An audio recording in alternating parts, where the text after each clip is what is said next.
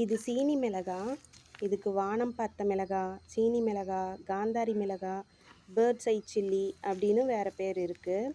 இது சிவப்பு, மஞ்சள், ஊதா நிறங்கள்லேயும் இருக்குது. அளவில் சிறிதாக இருந்தாலும் காரம் அதிகமாக இருக்கும். சாதாரண மிளகாய் 3-4 பயன்படுத்துகிற இடத்துல இது 1-2 பயன்படுத்தினா போதும். இந்த சீனி மிளகாய் நல்லா வெயிலில் காய வச்சு எடுத்து வச்சுக்கிட்டா தேவைக்கு பயன்படுத்திக்கலாம். இதை சட்னி வகைகளில் தாளிப்புக்கு சேர்க்கும்போது இதனுடைய சுவை பழங்கள்ல இருந்து வர நறுமணம் மாதிரி இருக்கும். இதில் மருத்துவ குணங்களும் நிறைய இருக்குது. இது ஒரு செடி வச்சா போதும், கொத்து கொத்தாக காய்ச்சிக்கிட்டே இருக்கும். இந்த விதை கிடச்சதுன்னா ஒரு சின்ன தொட்டியில் வச்சு கூட வளர்க்கலாம். இதனோட பயன் நீங்களும் பெறலாம்.